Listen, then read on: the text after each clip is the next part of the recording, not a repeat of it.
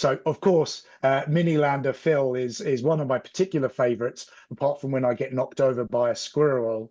But I think one of the fun things that I'm always excited about, and we see a lot on social media, is when the local sports team of the host city, so be it here in Florida, it's the Tampa Bay Lightning, or it's a the LA Dodgers, be it a sports team and they win the World Series or a major competition at Legoland Windsor recently. We had a huge competition for female football, otherwise known as soccer to you guys, and so they built mini landers of the female soccer team, put them on a bus and photograph them. And so for me, the Easter eggs are the newest and the latest things that are happening in that local area and that local culture. Every year, millions of attraction visitors lose hours in line instead of making memories. Since its inception, accesso's virtual queuing has saved more than 4.5 billion, yes, that is billion with a B, minutes of wait time, freeing guests to pack their day with more rides, eats, and excitement. The result? Happier guests who spend more and a better bottom line for you. Ready to turn waits into wins? Visit accesso.com/ROI clinic. The queues are virtual. The results are real.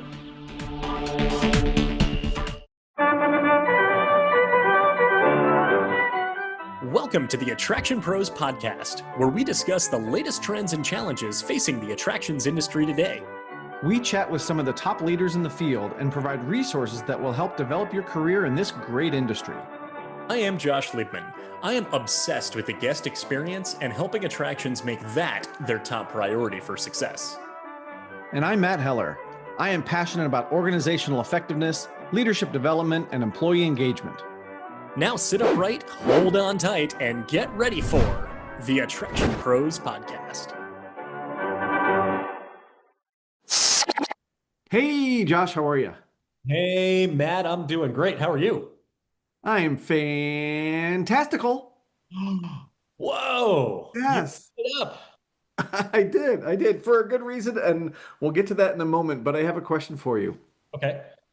Are there any toys that maybe you played with as a child that your kids are also playing with even now? No, I didn't play with toys as a child. Yes, and I think I see where you're going with this. But first, I'll just make a note that the uh, innovation or evolution of children's toys has been substantial in the last several years. I don't know if you've played with Magna-Tiles or I don't know, there's a handful of others. Magna-Tiles are cool because they kind of stick together. They don't form together, but they're magnets, but they're not like super strong. So you can easily, it's very modular. There's Mega Blocks, which are pretty good. I'm like actually trying to look out into the living room here to see. I see the baby's toys, the toddler toys, but I think the one that has truly stood the test of time that appeals to toddlers 3 and up, as well as with their brand that is geared towards infants as well, would be the Lego brand. And I would say it even appeals to adults. As you look at some of the large sets that are out there, people of a certain age that love Star Wars, that may want to build the Millennium Falcon out of Lego. That is something that I think appeals to so many different age groups and demographics, which is why it's the #1 toy brand on the planet and the IP that Legoland parks are based on. Yes, and is our guest today.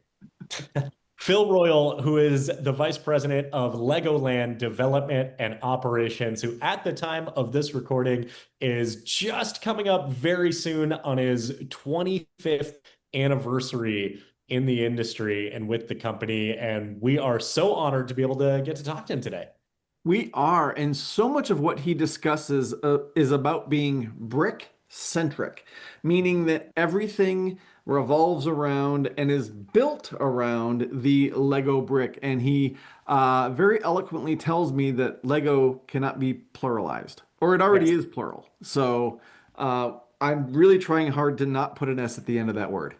It is information. Once you learn it, you cannot unlearn it. It will be something that you will hear often from other people talking, and you will then use your own best judgment on if they should be corrected or not in the moment. I will say that my son, who at the time of this recording is almost 5, I would round up, he's pretty close to 5. I'm trying to weave that into his just vocabulary and just his natural flow, even though all his friends and his teachers and others around him will make Lego plural and add the S at the end of it. So I'll say, "What'd you do today?" I said, "Oh, I played with Legos." I was like, "Oh, you played with Lego?" And I'll try to steer the conversation to naturally make it part of his nomenclature and his vocabulary. We talk about brick-centric. Phil also uses the term fantastical escapism, which is something that I have heard specifically in reference to Merlin Entertainments, which of course is Legoland's parent company, and really talks about, fantastical escapism being for the children, being for the parents, all in just being able to have a stress-free time at the parks. And that ties in with Legoland's demographic of being geared towards families with children from 2 and 12. And the way that the parks are designed, the way that they're set up, really leads into that fantastical escapism for that demographic. And one of the last things he kind of weaves this in a couple of different ways, but absolutely covers it near the end, is about teaching everything that you know to anybody who will listen, basically. He's worked in places all over the world, and he says one of those success factors was being able to teach things to people so that he could move on to the next position. So it's a really fantastical conversation that we had with Phil. So is it time to get out some bricks and start building some buildings? Piece by piece, let's put it together. Let's hear from Phil Royle. Hey, Phil, welcome to the Attraction Pros podcast. We're so excited to have you on today. How are you? I'm very good, thank you. Very good. Thanks, Josh and Matt. Yeah, absolutely. So as we jump into this, Phil, tell us about yourself. Tell us about your background, your career. Yeah, absolutely. So I've been with Merlin Entertainments Group, the parent company of Legoland Resorts, for about 24 and a half years. Hit 25 years in January of next year, so just a few months away from that. And joined at the tender age of 17, so you can figure out my age from that. And worked at Chessington World of Adventures, which is our theme park resort in the United Kingdom that has animals and attractions, and now it has a hotel. Worked there for 4 or 5 years. I then moved on to the London Eye. It was called the British Airways London Eye at the time, and world's tallest cantilevered observation wheel, and worked there for about 4 years within operations. After that, I applied for a job in Hollywood, California, which was for Madame Tussauds. Didn't actually know where Hollywood was at the time. I knew it was in California, but didn't really know exactly where, and was successful in getting that role. And so I moved to the US in 2009, opened a very, very nice Madame Tussauds right there on Hollywood Boulevard next to Grauman's Chinese Theatre, and was there for a number of years. Whilst there, I opened a few attractions in Dallas, Fort Worth, a Legoland Discovery Center, a Sea Life Aquarium, a Legoland Discovery Center in Atlanta, Georgia. And then I moved on to Legoland Florida. And I joined there as guest excellence, and I was responsible for guest services, guest experience, VIP, the call center, any product development that the park had. And because we were in the theme park capital of the world, any development that we needed for the Legoland resorts really came out of Florida. Was there for a number of years before then being asked to move to New York, where I was first on the ground to get New York up and approved. So it took 18 months to get the project approved from a construction perspective. And then we had to go into recruitment and operation, getting it ready to open in what was going to be spring of 2020. That obviously then changed, pushed back to 2021. For my sins, I guess, I was then asked to go and do the same thing in South Korea. So during COVID, my wife and I, we lived in South Korea, getting our park open then. We opened that park in 2022. End of 22, I came back. I then looked after guest experience and product development for all of the 10 Legoland resorts at the time. And then about 2 years later, again, probably for my sins, I was asked to do the development piece again and work on our Shanghai park, which we opened Shanghai on the 5th of July of this year.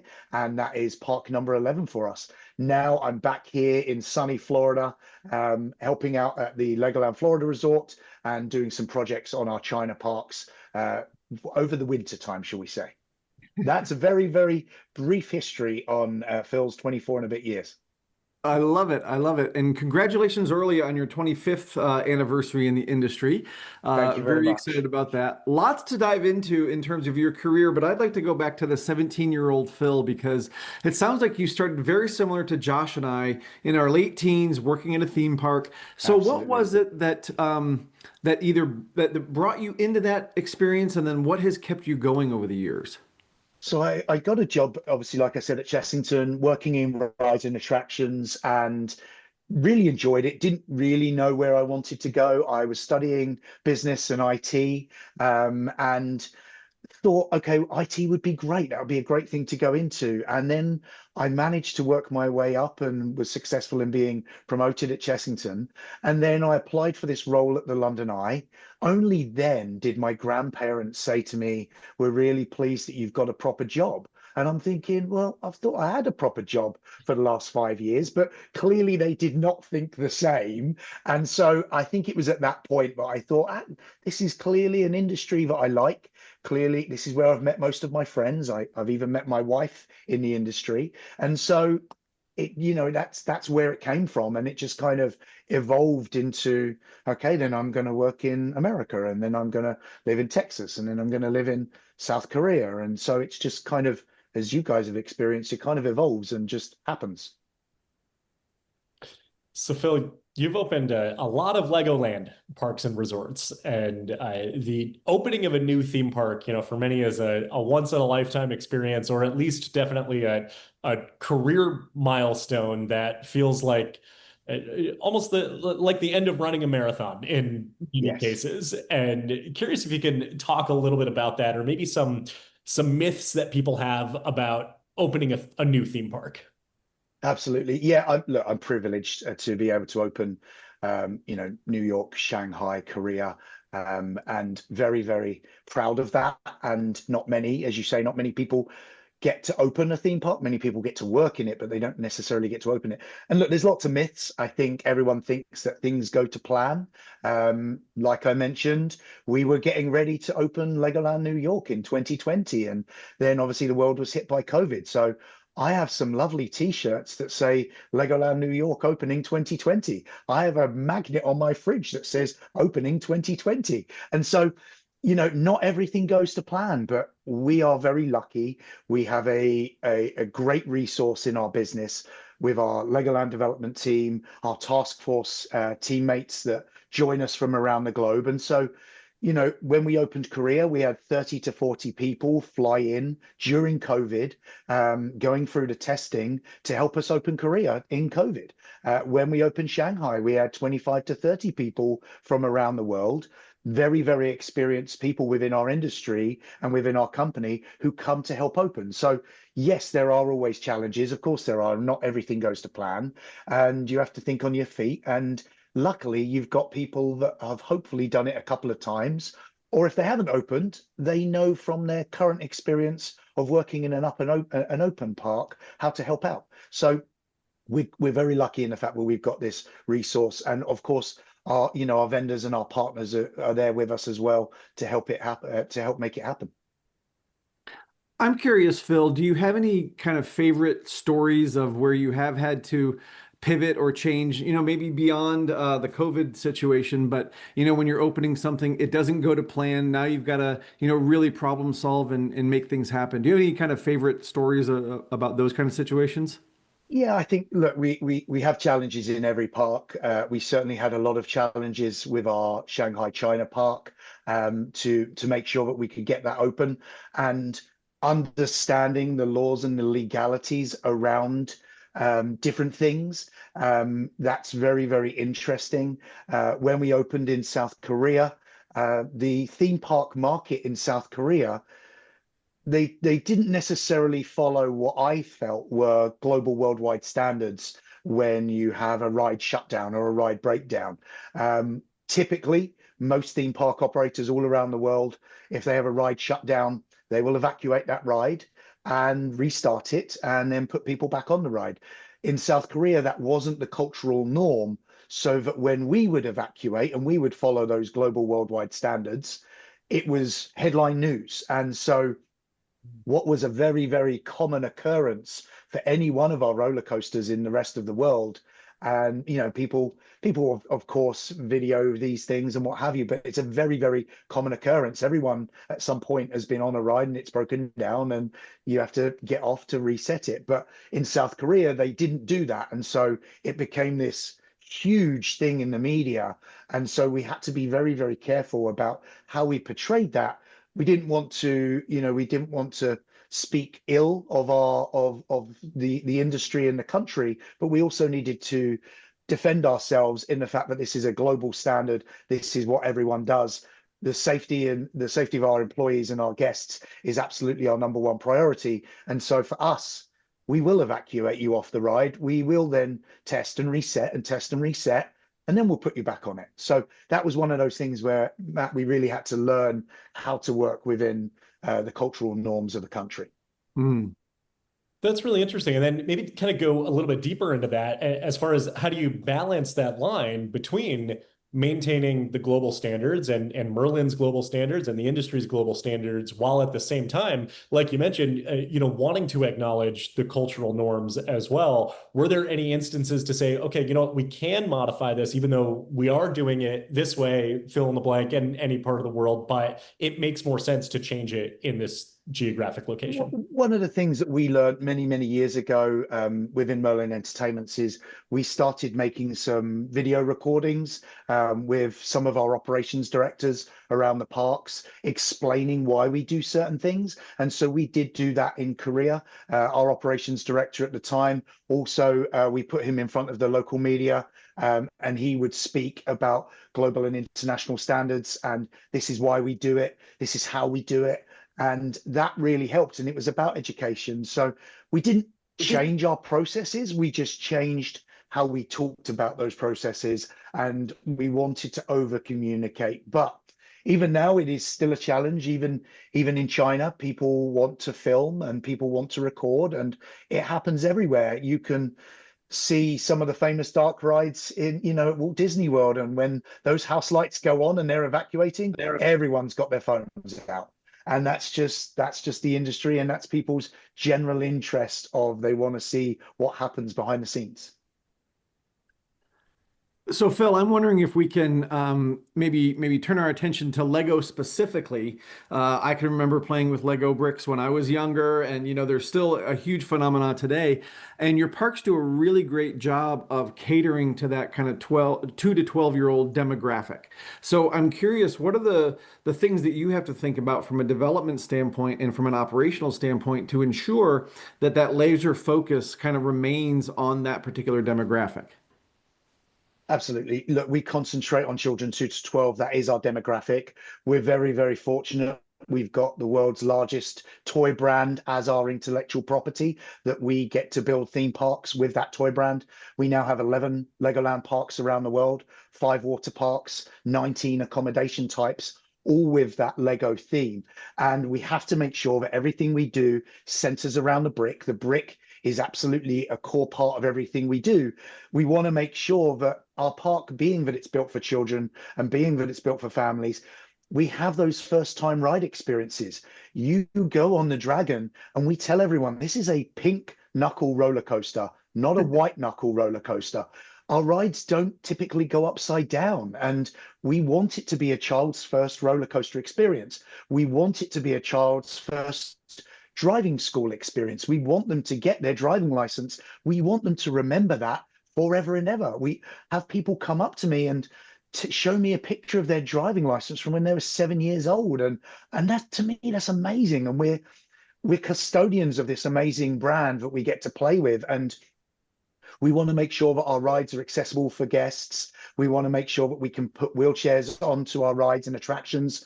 You know, all of our Legoland parks in North America, and most of them around the world now, are certified autism centers. So we've gone through that additional level of training. And actually, all of them but Shanghai are now certified as that, and Shanghai's going through that certification process now. So we want to go that extra step to make sure that we are family friendly and, as you say, laser focused on that brick and making sure that it is the center of everything we do. Yeah. So Phil, I got to be a part of the opening of Legoland Florida, just down the street from you in Winter Haven. Absolutely. While I wasn't working for Merlin directly, I was working for Pixolve, the photo company, which meant I was selling those driver's license. And absolutely, I just want to amplify your statement of just the demand for those of kids wanting to get that license and just how much it meant for them. I remember there were times that at the beginning couldn't keep up with the demand and the inventory and everything, and managing that back and forth of saying, we need to make sure every single kid gets their driver's license here. I was even going through a shoebox recently at my mom's house in her garage of just like memorabilia that I have, and I found my driver's license. Granted, I wasn't a child; awesome. I was in my mid-20s, but in the park. But still, I was like, "Hey, this is pretty cool. I should absolutely keep this." And you should, and you should use it as identification if you ever get pulled over by law enforcement. See how they react to that. The fact that you have a driver's license from Legoland Florida Resort, I think they'll be fine with it, honestly. They'll probably pull out theirs and show me their driver's license. You know what? Maybe they will. Maybe they will be that proud of their driver's license that they will pull it out of their wallet as well. Phil, there was one thing that you said that I wonder if we can expand on it, and that's that you said that everything centers around the brick. And I know you gave some context to that, but the brick very much being the centerpiece of what Lego is, and being part of the brand and being part of the parks, and that it is a theme park. And it is Lego. There's the opportunity to see the designs. There's the opportunity to have the hands-on experiences. So I'm actually wondering if you could talk a little bit more about the way that the brick is a very much adamant part of the park experience. Absolutely. Obviously, our parent company, Merlin Entertainments, is part owned by the Kirkby family, which is the Kirkby family of businesses, owns Lego as well. And so we are very much custodians of this brand. We're very, very privileged and honored to be custodians of this brand. The brick is everything we do. Lego's saying is only the best is good enough. That's something we try and carry through into everything that we do. We understand what new toys are coming out in the future. We work with Lego to understand what new toy concepts are coming out in the future so that we can design our rides and attractions around that. We have a brand new land in Shanghai, China, built around Monkey Kid, which is a huge toy line for Lego. It is a fable mythical character from Chinese folklore and history that they have brought to life in Lego form. And so we get to bring those toys to life with the rides and attractions. But then with our hotels and accommodation types, you can now sleep and stay in the biggest box of Lego bricks that you're ever going to find. You can wake up and you are in a pirate room. You can wake up and you are in an adventure room, and there's Lego all over the walls. And you can then walk downstairs and see Lego characters and play with as much Lego as you want. And kids don't get to do that. And they want that fantastical escapism to just say, wow, I woke up at Legoland. And our newer parks now even have rooms that overlook the entrance plaza. So you can open those curtains in the morning and you can see thousands of people flooding in as you wake up. I have stepped on Lego bricks. I don't know that I'd want to sleep on Lego bricks, but I understand where you're coming from. Luckily, the beds aren't made of Lego. They're very, very nice, comfortable beds. Yes, yes. Well, I'm curious, like from an experience standpoint for the guests, playing with the Lego bricks is such a hands-on experience, and there's so much discovery and so much time that you can try new things and build things differently and tear them apart and put them back together. But then there's also, in a theme park, for lack of a better term, there's some very prescribed experiences. You go, you stand in line, you're getting on a roller coaster. Those are very different type of experiences. So how do you balance, kind of that typical theme park experience with the discovery of playing with Legos? Yeah, absolutely. And, I'll just pick up on the word you've just mentioned for the first time, and that is Legos. And certainly here in North America, the word Legos is used. I will say the word is used incorrectly. The word is Lego, and it means multiple brick. And so when we add the S on the end and we say Legos, that means multiple, multiple. So it makes no sense. And certainly our Danish colleagues, when they come here and they hear someone say the word Legos, they'll look at us and go, why are they saying this? And I'm like, they just do. It's just, but in the UK, in Europe, anywhere outside of North America, it is Lego bricks. And so, we try and educate, but clearly we're not going to, educate the whole country that Lego is not Legos. But back to your point about we have to have this fine balance of, yes, we've got a roller coaster, and yes, it's themed around castle, but we also have play areas within the queue line so children can play and build while they're going through the queue line. And there needs to be a great balance of children having that free building experience where they've just got a bucket of brick, loose system brick, and they can just build whatever they want. But they also might like a little bit of guidance on how to build a car or how to build a boat. And so we have many of our attractions and, some of our attractions are based around building vehicles, and we have our fantastic Ferrari experiences across many of our Legoland resorts. And we're teaching children about motion and gravity and how to build a structural vehicle with four wheels, and it can go fast and it can beat the timer. But they just think they're building a car, but then they're really not. And so for us, it's fantastic that they just sit there and they're building a car and they put extra accessories on it. It might make it a bit heavier. And so they're having fun, but really they're learning about gravity. And we have another experience in all of our attractions, and it's a set of earthquake tables. And those tables just vibrate and shake when you push a button. And we let children build a tall tower, and then we turn it on and the tall tower comes crumbling down. And then we educate them about interlocking bricks and how the system works and how to build a structurally sound building. Again, they think they're just having fun, but actually we're building them, we're teaching into their minds the early stages of construction and interlocking brick systems. Again, they're just coming and having fun with a load of brick. They don't necessarily realize at first that they're learning something. The parents do, but the kids, as they get older, oh yeah, now I remember why the earthquake table shook my building to the ground. So, Phil, are you saying that Legoland is secretly a hands-on science museum? I would say in very, very secret, it might be some sort of educational play facility. And that's what we want it to be. We want people to have that escapism, come to a theme park and enjoy themselves. But every single one of our rides and attractions has some sort of learning component to it. We have another ride where you have to pull yourselves up on ropes to get to the top of the tower.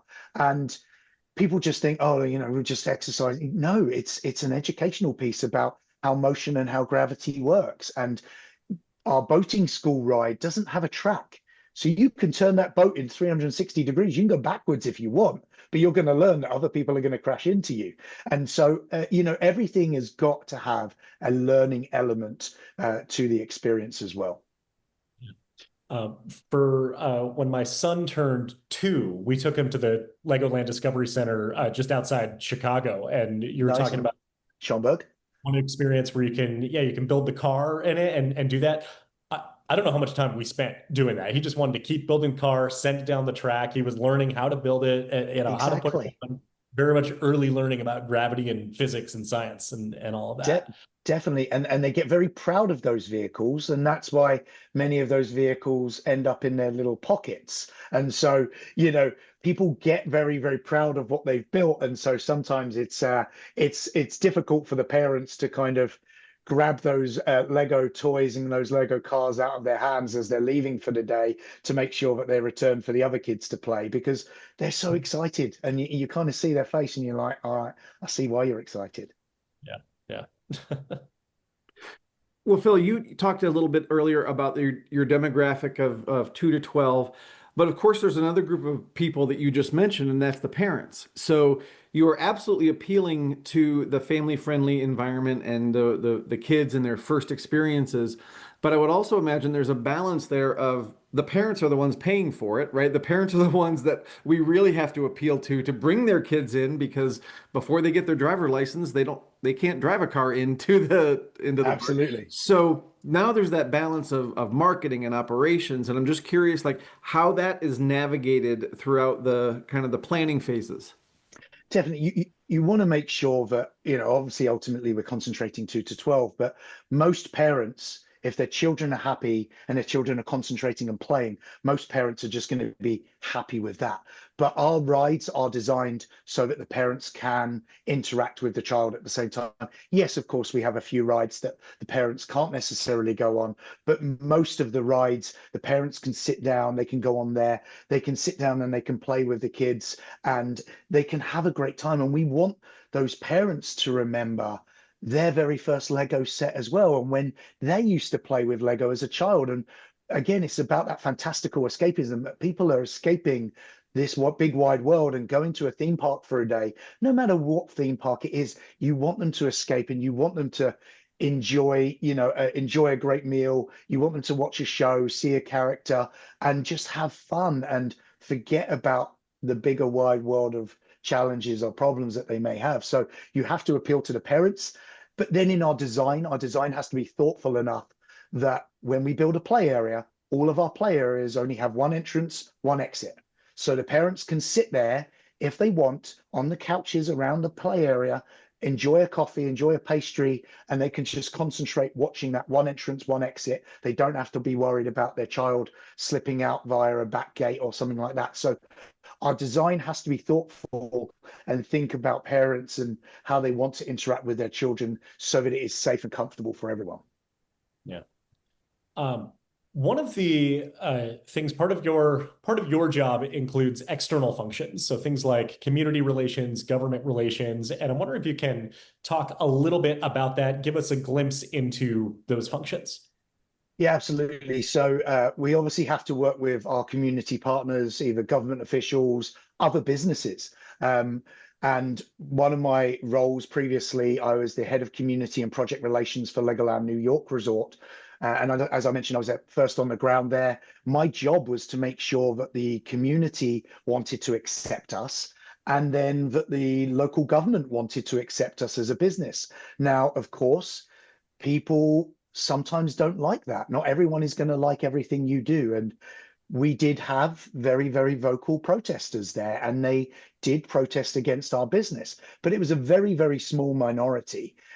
In a town of 14,000, there was only 25 of them, right? So you can see the kind of proportion of people that were not necessarily happy with the project. But it's about being transparent. It's about being honest.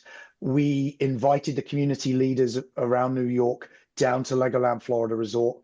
Even some of our opposition, some of the main leaders of our opposition wanted to come to LEGOLAND Florida, New York, and from New York.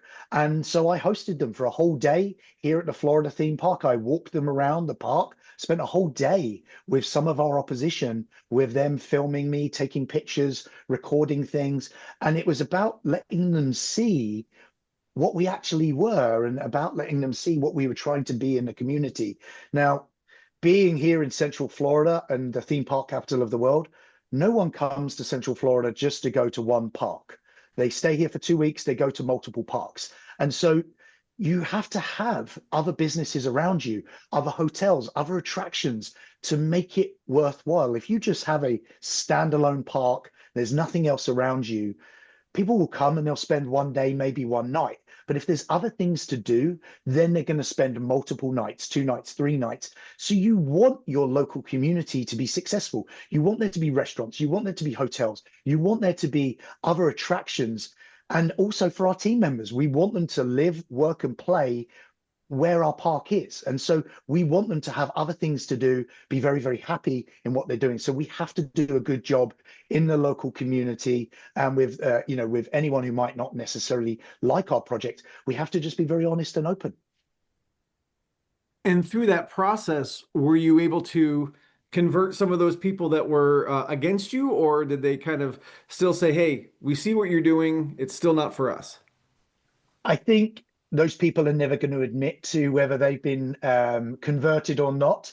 But I do know of a little story of the main lady who was in charge of our opposition. Her granddaughter saw someone I know recently, and she had a Lego keychain on her car keys. And the granddaughter of this main opposition lady said, "Oh, Legoland, I want to go there." And I think the lady was rather embarrassed. So look, they're never going to admit to it, but I think they've now realized that actually we're a great business in that local community. I went there the first summer we opened, and I sat down at a local restaurant, and I saw some kids playing at the dinner table, and they had some Ninjago swords, and their parents had a map. And I sat there and I thought, you know what? My job's done. Like, that is amazing. These people are coming to a local business, and the kids have got some Lego. They've been to the park for the day. And I took that as job done, job well done, and was very, very happy with that. So hopefully as time goes on, everyone realizes that we are good stewards of the community, and we want to do good things in our local community. Yeah. And because that can go both ways.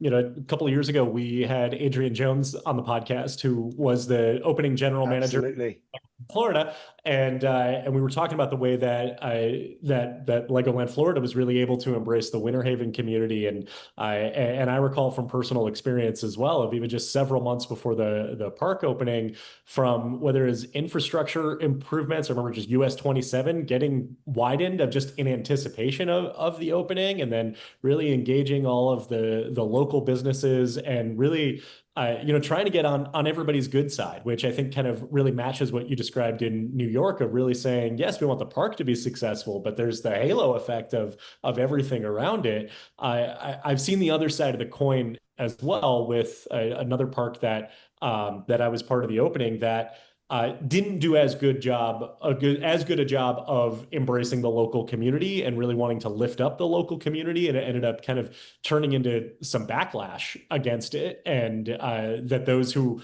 may have been critics of it, I don't think they were converted by that point. So just kind of a unique observation of just the importance of saying, yeah, you're coming here, you're planting a flag, but saying, hey, we're all in this together. Definitely, you can't be an island on your own. And obviously, I hope that he won't be listening to this podcast, but Adrian Jones really set the standard for what is community relations with Legoland Florida Resort. And yes, he's been a lifelong mentor of mine. And so, only a little bit of what I learned from him is what we took to New York. And yeah, it's really so important. And no, there isn't always a return on investment figure. You're never going to know the return on investment of what you've put into the community. But if you just do the right things, hopefully it's going to come back to you. And like I said, he set the tone and set the standard of what that really should look like within our business, which we've then carried on. So Phil, I'm curious, again, you're going to be celebrating 25 years in the industry, no small feat at all. But I'm curious about some of maybe the leadership or business lessons that you've learned. You've talked about things don't always go to plan, and maybe there's not an ROI on everything when it comes to community relations, but I'm curious about other lessons that you've learned that might help people who are kind of coming up in the world of operations and development. Definitely. Look, I've been very well looked after by my leaders, including Adrian that I just mentioned, and that's how I've been able to be successful. And in the world of development and moving on and opening a business and opening an attraction, you have to be able to move on. But you can only move on if you teach your team absolutely everything you can so that they can be successful on your own. I wouldn't be able to be successful and move up and move around the world if I kept all of my knowledge in my head and didn't teach the team. When I was in South Korea, I knew that the only way I was coming back home to the States after 2 years in South Korea was making sure that the team there had absolutely everything they needed to operate a Legoland theme park. And then when we sourced my replacement, I needed to make sure that he was absolutely fully immersed in the brand and what it was so that I could leave. And I think far too many people in this day and age, not just in our industry, retain too much information in their brains because they think that that is the way that they keep a job. And if no one else knows how to do something, then you are special. You're not losing your job. I see it as the other way around. I see it as I want to make sure that you know absolutely everything so that I can go on to the next project. And that's how I've always looked at things.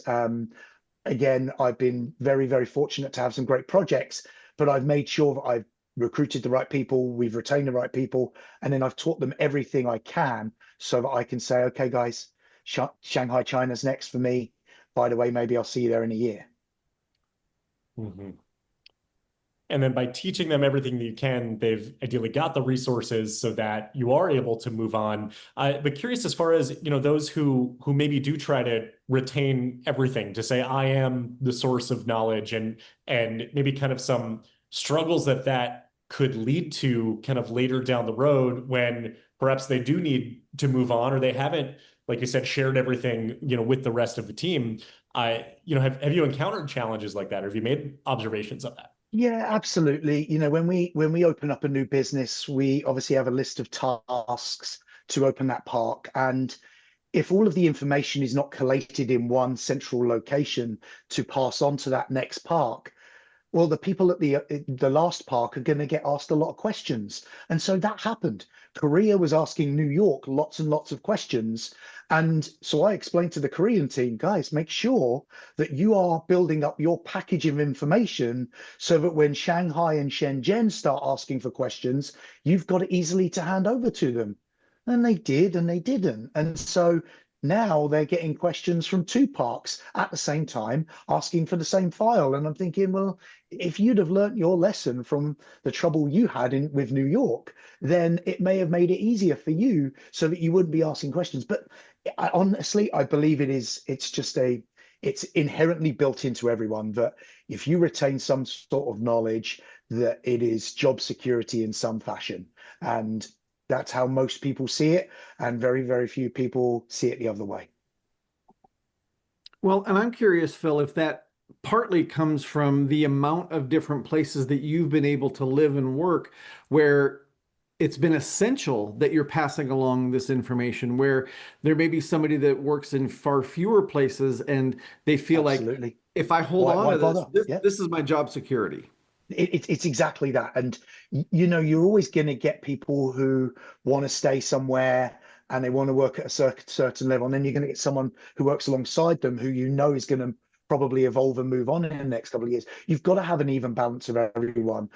You're right. You're going to get someone whose hometown family is where they live and work. And why should they pass on knowledge to someone for them to maybe out of a job one day? So I completely get it. I understand the science behind it, but obviously that's just not how I work. And so I want to make sure that people I work with know absolutely everything. So when I waved goodbye to the team in South Korea, I knew I'd see them the following year, but I knew I wouldn't have to jump back a month later because they suddenly couldn't do something. I knew that they could stand on their own 2 feet and get that park open and be very, very comfortable and be very safe with it. I've got to imagine then to build on this, that it's not just about information delivery, but I would guess also building and maintaining relationships with those with whom you're working. And that could be internally within LEGOLAND and Merlin, as well as externally with, other industry counterparts, so that perhaps as you do move on, as anybody else moves on, whether it's information that that could just be kind of a transactional, I need this, here it is, but then really to actually build that momentum to say, and here are all the things that you weren't asking about, and here are connections that I can make to you. I'm kind of thinking of saying, all right, this scales. This is beyond Absolutely. Knowledge transfer. It's about making sure that they've got someone within another park that they can connect with, another time zone. So certainly our Korean park relies very heavily on our Japan park. They can communicate with each other, because both countries also speak, very good English. They can communicate. They're on similar time zones, but it's also making sure that they've got those external partners, as you say. And, we all know that this time of year, we are 2 or 3 weeks away from everyone's Christmas in the industry, which is IAPA. And, everyone wants to know that you can be connected. And when it comes down to competitors and marketing and who's doing better when it comes to sales, there's one part of the industry which should never be competitive, and that's safety. And so we make sure that our safety teams know absolutely everyone at the competitor parks when it comes to safety and security. And it doesn't matter whether we are selling more tickets or less tickets than someone else. What matters is something within the safety remit that affects one of us, affects all of us. And so if we learn something, we have to share that information. And it's making sure that people understand that and be competitive in most areas. But when it comes to safety and security, it's not about competition. It's about making sure that our guests and team members are safe.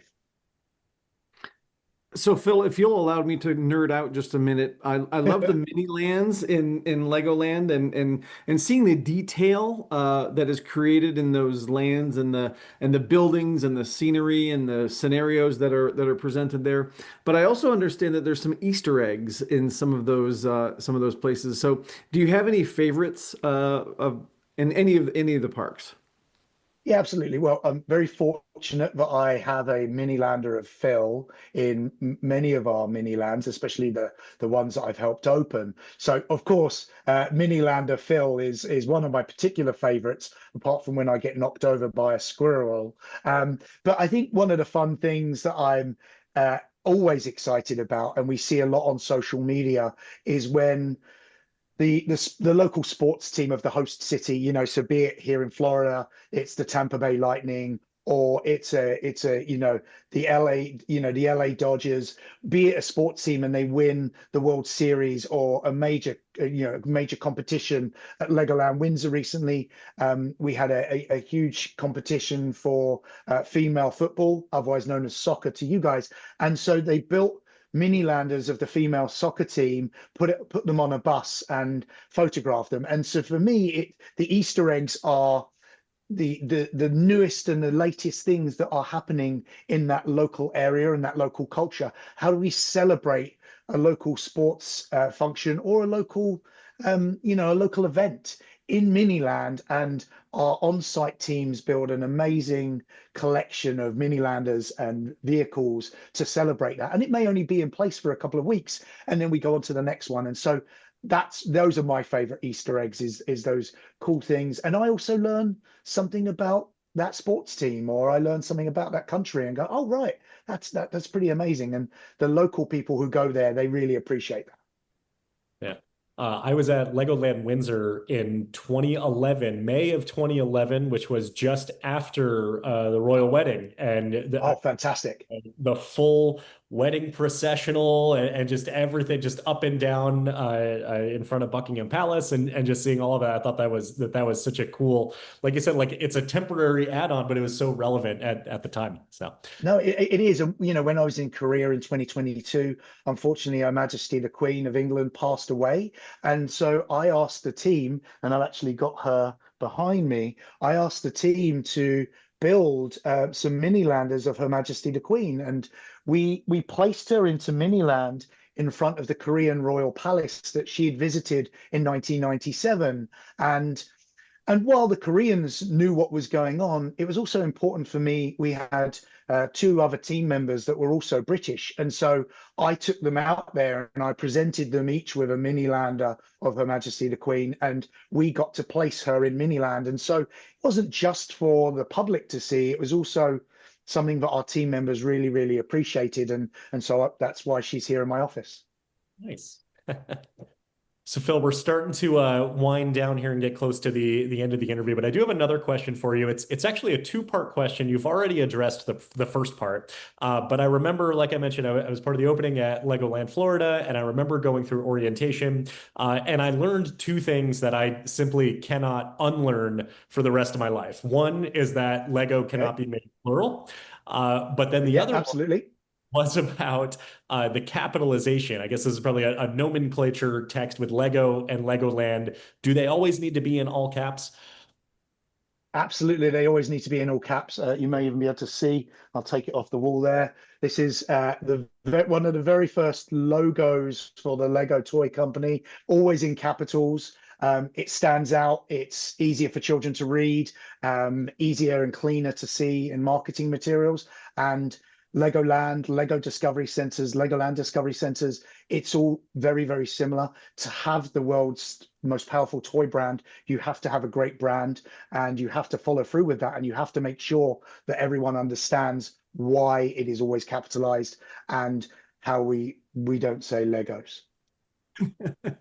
Well, I am going to work very hard in the future to not say Legos. I will say Lego bricks or Thank just you, Matt. Lego. And I appreciate that lesson, Phil. Thank you so much. I really appreciate all of the time that you've been able to spend with us today. Thank you. If people want to know more about you or the Lego brand, where would you send them? Yeah, absolutely. I think obviously certainly for the Legoland brand, it's our Legoland websites. If it's about me in particular, if you are that bored one day, clearly LinkedIn. And LinkedIn for me is the most powerful tool that we've got out there in the business world. Very excited this year. We opened Sea Life Florida at Legoland Florida Resort, which is a huge aquarium on the doorstep of Legoland Florida Resort. And then next year, beginning of next year, we open 2 fantastic roller coasters and themed lands at Legoland Florida Resort and Legoland California Resort. And so if people are wanting to learn about that, they can go online. And right now, and obviously I've got my Halloween brick badge on. We are right now in the middle of Brick or Treat, and all of our Legoland parks are experiencing Brick or Treat and Halloween. Then we move straight into Thanksgiving, and then we move straight into the holiday season around December. So it is a great time to visit a Legoland park with our seasonal events, and then certainly beginning of next year with 2 great new rides and great new lands in California and Florida. Awesome. I can't wait. I'll be there. I'll have kids between the ages of 2 and 12. Absolutely perfect. By next spring was when my daughter will turn 2. So you can definitely see awesome. in parks. And Phil, really appreciate your time today. This was just such a great conversation. I just loved having you on here. And for everyone out there who is watching and listening, just remember, we are all attraction pros.